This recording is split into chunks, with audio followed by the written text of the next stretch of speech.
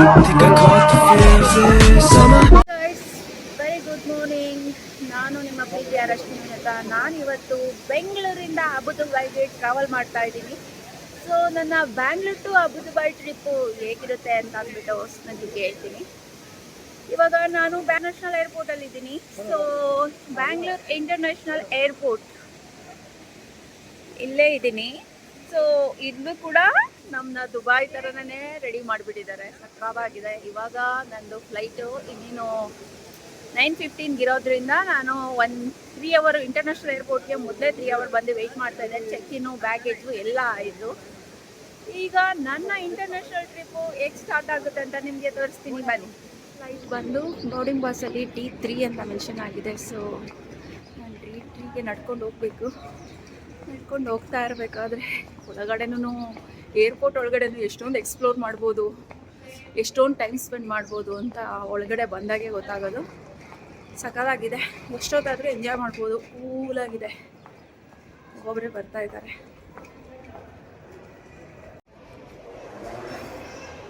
Flight ಅಂದಿದ್ದೀವಿ. So ಇಲ್ಲಿಂದ ನೋಡೋದಕ್ಕೆ flower ಜೊತೆಗೆ ಫ್ಲೈಟ್.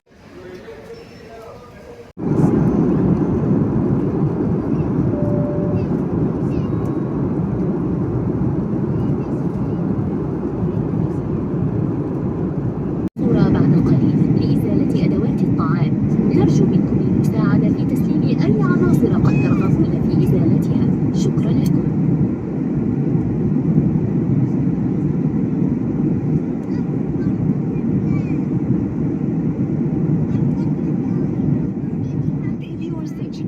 नगर विमान मंत्रालय ने अपने विमान सेवा पोर्टल को अपग्रेड किया है जो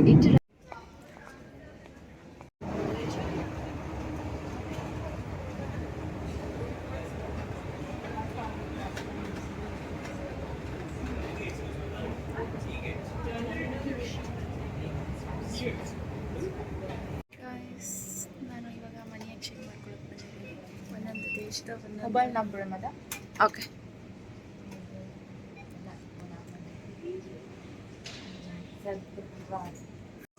Money exchange is done in Dubai, Abu Dhabi. ನಾನು ಏರ್ಪೋರ್ಟಿಂದ ಆಚೆ ಬಂದ ತಕ್ಷಣ ನಾನು ಕ್ಯಾಬಲ್ಲಿ ಹೋಗೋದು ಬೇಡ ಅಂತ ಹೇಳ್ಬಿಟ್ಟು ಸೊ ಇವಾಗ ಬಸ್ಸಲ್ಲಿ ಹೋಗೋಕ್ಕೋಸ್ಕರ ಇಲ್ಲಿಂದ ಒಂದು ಇದು ತಗೊಂಡಿದ್ದೀನಿ. 20 ದಿರಮ್ ಇಂಡಿಯನ್ ಕರೆನ್ಸಿ ನಾನು ಎಕ್ಸ್ಚೇಂಜ್ ಮಾಡ್ಕೊಂಡಿದ್ದಲ್ಲ, ಅದರಲ್ಲಿ 20 ದಿರಮ್ಸ್ ಕೊಟ್ಬಿಟ್ಟು ಒಂದು ಕಾರ್ಡು. ಇದರಲ್ಲಿ 5 ರೈಡ್ ಹೋಗ್ಬೋದು. 5 ರೈಡ್ ಹೋದಾದ್ಮೇಲೆ ನಾನು ಮತ್ತೆ ಏನಾದರೂ ರೈಡ್ ಮಾಡ್ತೀನಿ ಅಂತ ಅಂದರೆ ಮತ್ತೆ ರೀಚಾರ್ಜ್ ಕೂಡ ಮಾಡ್ಕೋಬೋದು.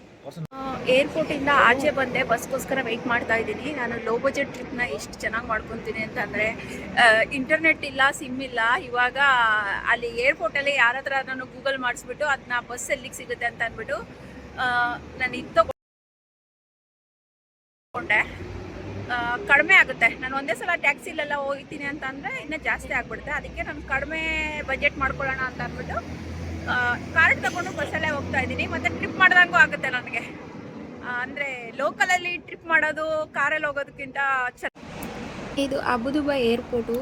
ಹೊರಗಡೆಯಿಂದ ನೋಡಿದ್ರೆ ನಿಮಗೆ ಈ ಥರ ಕಾಣಿಸುತ್ತೆ. ಅಲ್ಲಿ ಮೇಲ್ಗಡೆಯಿಂದನೂ ಫ್ಲೈಓವರ್ ಇದೆ. ಬೇರೆ ಕಡೆ ಹೋಗೋಕ್ಕೆ ಟ್ರಾನ್ಸಿಸ್ಟ್ ವೀಸಾ ಇರೋರಿಗೆ ಹೋಟೆಲ್ಗಳಿದೆ. ಮತ್ತು ಇಲ್ಲಿ ಟ್ರಾಫಿಕ್ಕು ಅದೆಲ್ಲ ತುಂಬ ಚೆನ್ನಾಗಿ ಮೇಂಟೈನ್ ಮಾಡ್ತಾರೆ.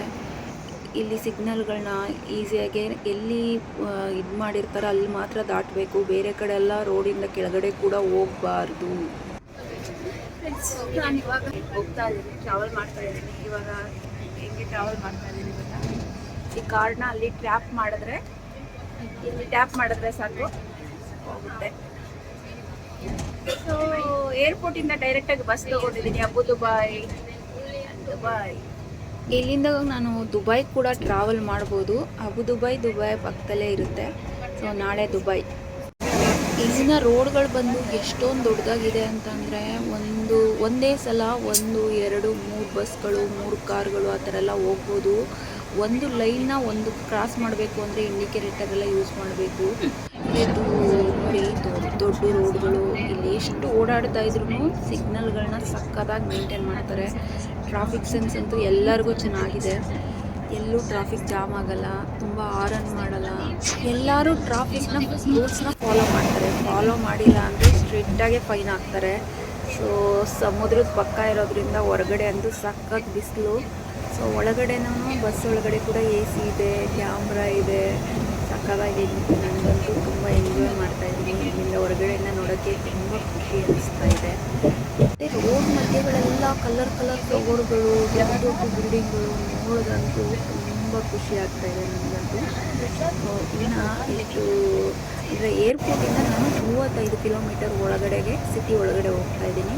ಸಿಟಿಗೆ ಡೈರೆಕ್ಟಾಗಿ ಕ್ಯಾಬ್ ತೊಗೊಂಡಿದ್ರೆ ನನಗೆ 3,500 ಜಾಸ್ತಿ ಆಗ್ತಾ ಇತ್ತು. ಆದರೆ ನಾನು ಸೇವ್ ಮಾಡಿಕೊಂಡು ಜಸ್ಟು 300 ರೂಪಾಯಿನಲ್ಲಿ ನಿಮಗೆ ಏರ್ಪೋರ್ಟಲ್ಲಿ ಇಂದನೇ ಬಸ್ ತೊಗೊಂಡ್ರೆ ಒಂದು ಕಾರ್ಡ್ ಕೂಡ ಸಿಗುತ್ತೆ. ಅದರಲ್ಲಿ ಕಾರ್ಡಲ್ಲಿ ನಾವು 5 ಸಲ ಟ್ರಾವೆಲ್ ಮಾಡ್ಬೋದು ಎಲ್ಲಿಗೆ ಥರ. ಇಲ್ಲಿ ನೋಡಿ, ನಾವು ಈ ಥರ ಗೂಗಲ್ ಮ್ಯಾಪ್ನ ತೊಗೊಬಿಟ್ರೆ ಸಿಮ್ ಇಲ್ಲದೆ ಹೋದರೂ ಕೂಡ ನಾವು ಯಾವ ಲೊಕೇಶನಲ್ಲಿದ್ದೀವಿ, ಎಲ್ಲಿ ಹೋಗ್ತೀವಿ ಅಂತ ಅಂದ್ಬಿಟ್ಟು ಗೂಗಲಲ್ಲಿ ಸೇವ್ ಮಾಡ್ಕೊಬಿಟ್ಟು ಆವಾಗ ಸಿಮ್ ಇಲ್ಲದೆ ಕೂಡ ವೈಫೈಯಲ್ಲಿ ಕೂಡ ಯೂಸ್ ಮಾಡ್ಕೊಂಡು ಹೋಗ್ಬೋದು.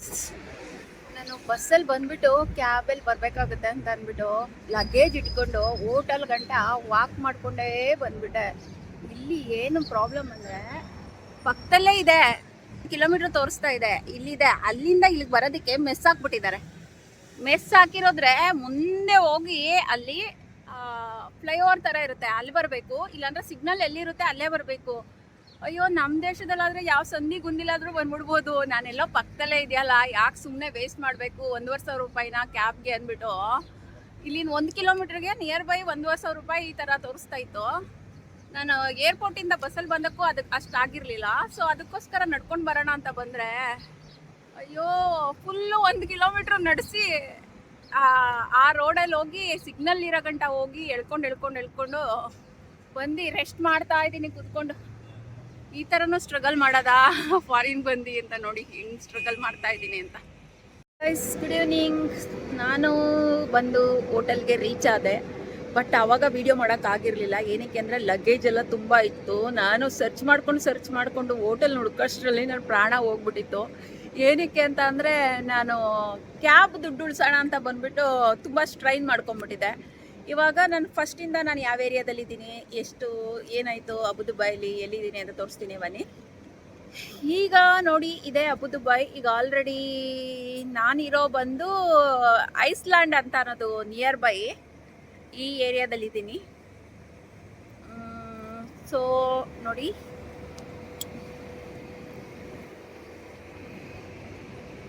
ಅಫಿಷಿಯಲ್ ಏರಿಯಾ ತುಂಬ ಚೆನ್ನಾಗಿದೆ.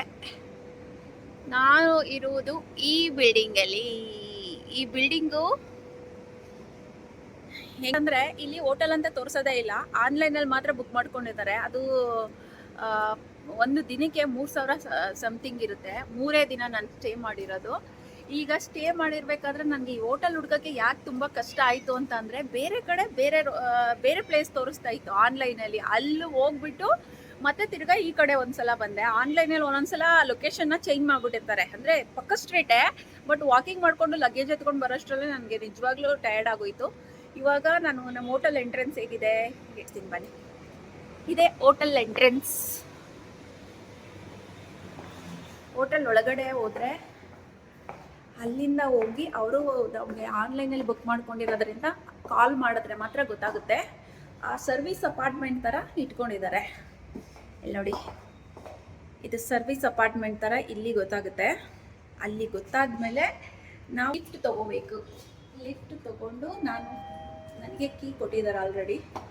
ನಾನು ತೋರಿಸ್ತೀನಿ ಬನ್ನಿ. ಲಿಫ್ಟ್ ಒಳಗಡೆ ಹೋದರೆ ಏನು ಗೊತ್ತಾ, ಎಮ್ ಫ್ಲೋರ್ ಅಂತ ಹೇಳ್ಬಿಟ್ಟು ಇದು ಎಮ್ ಫ್ಲೋರ್ಗೆ ಹೋಗಿ ಆ ಎಮ್ ಫ್ಲೋರ್ ಒಳಗಡೆ M1 ಅಂತ ಇರುತ್ತೆ ರೂಮ್ ನಂಬರು. ಆ ರೂಮ್ ಒಂದು ಅಪಾರ್ಟ್ಮೆಂಟಲ್ಲಿ ಅವರು ಚಿಕ್ಕದು ಇದು ಮಾಡ್ಕೊಂಡಿದ್ದಾರೆ. ಎಮ್ ಫ್ಲೋರ್ ಬಂದೆ. ಇಲ್ಲಿ ಎಮ್ ಫ್ಲೋರಲ್ಲಿ ಇದು ಹೋಟೆಲ್ ಥರ, ಮನೆ, ಆಫೀಸು ಎಲ್ಲ ಥರನೂ ಇದೆ. ಈ ಕಡೆ ಒಂದೊಂದು ಥರ ಇದೆ ಆಫೀಸು. ಇನ್ನೂ ಕನ್ಸ್ಟ್ರಕ್ಷನ್ ಆಗ್ತಾ ಇದೆ.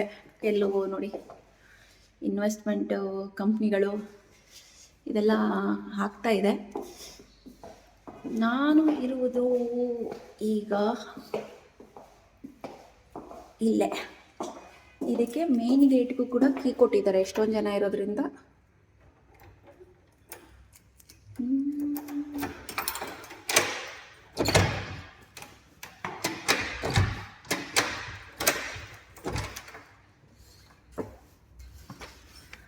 ಇದೆ.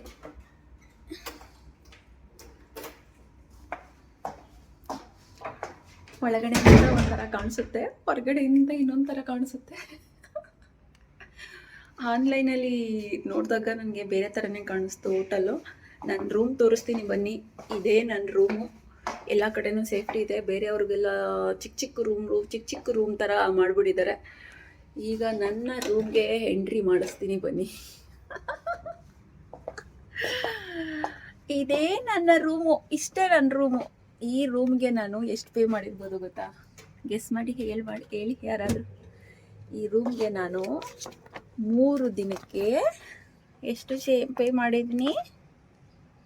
3 ದಿನಕ್ಕೆ 10,000 USD ಅಂತಂದರೆ $100 ಅಂದರೆ 10,017 ರೂಪಾಯಿ ಪೇ ಮಾಡಿದ್ದೀನಿ. 3 ಡೇಸ್ ಅಷ್ಟೇ, 3 ದಿನ. 3 ದಿನಕ್ಕೆ. ಆದರೆ ಇವಾಗ ನೋಡಿ, ನನಗೆ 3 ದಿನವೂ ಇಲ್ಲಿ ಇರೋಕ್ಕಾಗಲ್ಲ. ಯಾಕೆ ಅಂತಂದರೆ ನಾನು ಟ್ರಾವೆಲ್ ಬಂದಿರೋದ್ರಿಂದ 3 ದಿನನೂ ರೂಮ್ ಒಳಗಡೆ ಇದ್ದರೆ ಏನೂ ಮಾಡೋಕ್ಕಾಗಲ್ಲ. ಜಸ್ಟ್ ವೈಫೈ ಯೂಸ್ ಮಾಡಿಕೊಂಡು ಒಂದು ಸ್ವಲ್ಪ ಬಂದು ರೆಸ್ಟ್ ಮಾಡಿಕೊಂಡು ಲಗೇಜ್ ಇಟ್ಕೊಂಡು ಹೊರಗಡೆ ಸುತ್ತಾಡೋದಕ್ಕೆ. ಇಷ್ಟು ಚಿಕ್ಕ ರೂಮ್ಗೆ 3,000 ರೂಪಾಯಿ ಒಂದು ದಿನ. ನಮ್ಮೂರಲ್ಲಾದರೆ ಒಂದು ತಿಂಗಳು ಪೂರ್ತಿ ಇದು ಬರುತ್ತೆ. ಆದರೆ ಬೇರೆ ಹೋಟೆಲ್ಗಳಲ್ಲಿ ಹೋದರೆ 12,000, 13,000, 35,000 ರೂಪಾಯಿ ಇತ್ತು. ನಾನು ನೋಡಿದೆ. ಬಟ್ ಇದು ನನಗೆ ರೀಸನಬಲ್ ಅಲ್ಲಿ ನಾನು ಒಬ್ಬಳೇ ಇರೋದಕ್ಕಲ್ವಾ, ಏನೂ ಪ್ರಾಬ್ಲಮ್ ಇಲ್ಲ. ಅದು ವಿತೌಟ್ ಬ್ರೇಕ್ಫಾಸ್ಟ್ ಏನು ಕೊಡಲ್ಲ ಇಲ್ಲಿ. ನಾವೇ ಊಟ ತಿಂಡಿ ಎಲ್ಲ ಹೊರಗಡೆ ತಗೋಬೇಕು. ಓನ್ಲಿ ಸ್ಟೇ ಮಾಡೋದು, ಮತ್ತು ವೈಫೈ ಕೊಡ್ತಾರೆ, ಮತ್ತು ಒಂದು ಬಾತ್ರೂಮ್ ಇದೆ, ಒಂದು ಸ್ನಾನದ ಮನೆ ಇದೆ, ರೆಸ್ಟ್ ರೂಮು ಬಾತ್ರೂಮ್ ಇದೆ, ಸ್ನಾನ ಮಾಡ್ಕೋಬೋದು, ಟಾಯ್ಲೆಟ್ ಎಲ್ಲ ಯೂಸ್ ಮಾಡ್ಕೋಬೋದು. ಸೊ ಈಗಿರೋ ಅಬುದುಬೈ ನನ್ನ ಹೋಟೆಲ್ಲು ಹೇಗಿತ್ತು ಅಂತ ಅಂದ್ಬಿಟ್ಟು ಕಾಮೆಂಟ್ ಮಾಡಿ ತಿಳಿಸಿ. ಸಾಯಂಕಾಲ ಕೂಡ ನಾನು ಹೊಸ ಪ್ಲೇಸ್ಗೆ ಹೋಗ್ತಾ ಇದ್ದೀನಿ. ಬಾಯ್, ಸಿ ಯು. ಹೀಗೆ ನನ್ನ ಎಲ್ಲ ಅಪ್ಡೇಟ್ಗಳಿಗೋಸ್ಕರ ಪ್ಲೀಸ್ ನನ್ನ ಲೈಕ್ ಮಾಡಿ, ಸಬ್ಸ್ಕ್ರೈಬ್ ಮಾಡಿ, ಶೇರ್ ಮಾಡಿ.